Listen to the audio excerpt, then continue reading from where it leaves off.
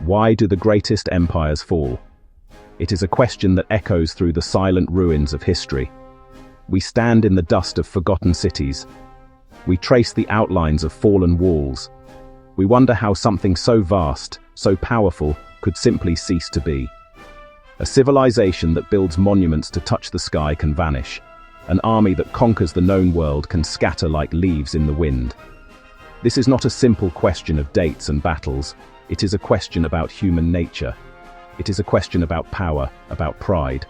It is a question about the invisible forces that shape our world. It pulls at our minds. It demands that we look back into the shadows of the past. So let us begin this journey together.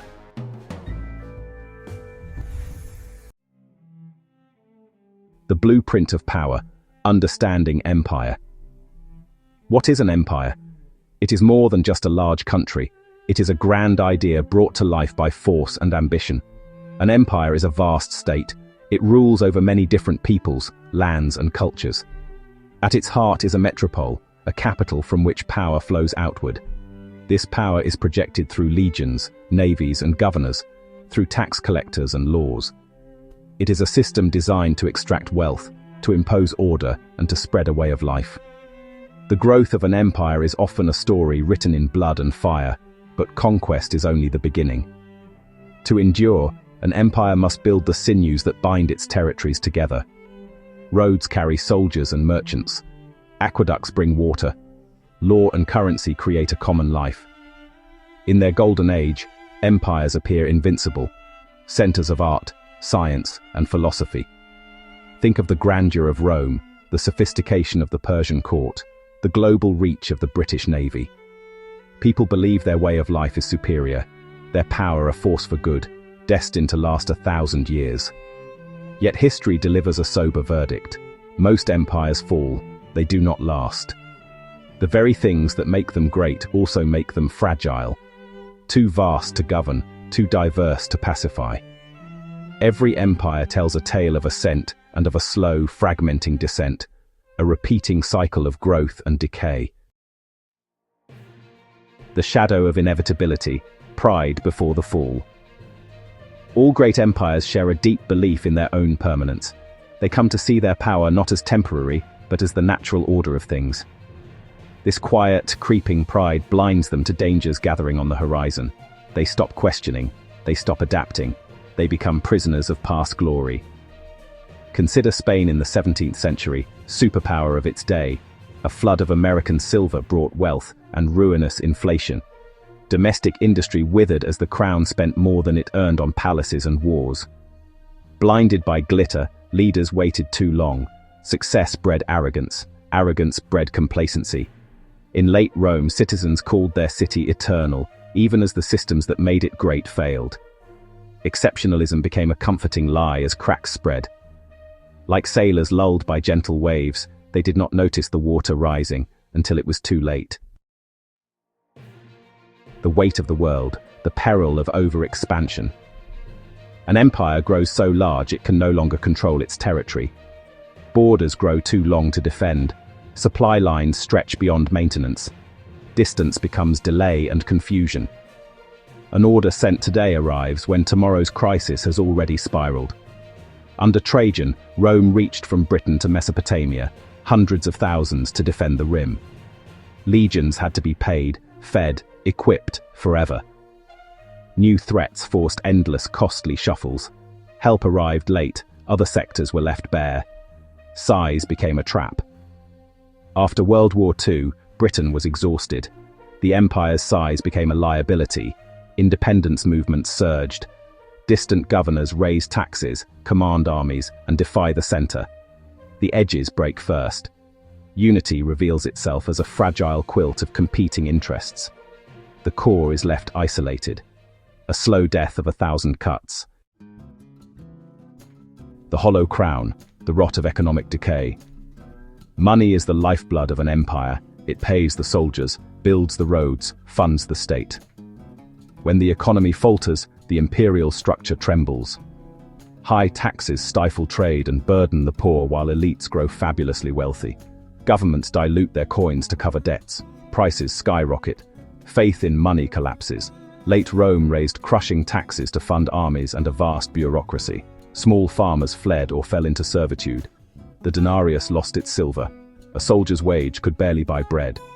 Unrest grew. The state faltered. Qing China bled silver for opium, then famine and rebellion struck. An archaic tax system starved the state.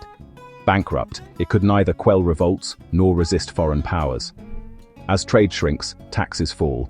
The state raises taxes or prints money, trust evaporates. The rich hoard, the poor grow desperate. Public spirit dies. Economic rot paralyzes the empire, inviting every other threat. The empty throne, the failure of leadership. When rulers are weak, corrupt, or incompetent, the state drifts. Decisions stall. Factions feed on the core. Character matters. A foolish emperor can lose in a decade what a wise one built in a century. Dozens claimed Rome's throne. Civil war paralyzed the state, law, and economy. The Mughals thrived under Akbar, then successors drained treasuries and alienated subjects. Provinces broke away. When corruption becomes the norm, legitimacy dies. A mortal wound, few empires survive. Beyond palace and treasury lies a deeper sickness, social unraveling. Shared values fade. People retreat to tribe and household. The common good is lost. Byzantium bled in civil wars while enemies gnawed at shrinking borders. Fewer serve, fewer pay. Elites withdraw behind estate walls, raising private armies. Society becomes islands. Trust collapses. The social contract breaks. Like a great tree eaten from within, leaves still green until the first strong wind. No empire exists in a vacuum. While it rots within, rivals rise without. External pressure comes as armies, migrations, and new weapons.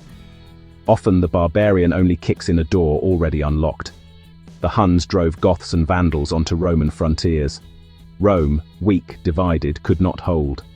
Overstretched armies lost key battles. External pressure finished what decay began. Led by Genghis Khan, disciplined horse archers and ruthless tactics annihilated old orders. Collapse is a long process, but it often has a dramatic conclusion. A single event becomes the spark. Defeat, disaster, assassination, or the sacking of a capital.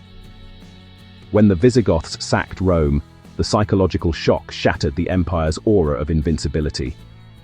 The Aztecs, strained within, met Spaniards without, then smallpox ravaged Tenochtitlan. The end rushed in.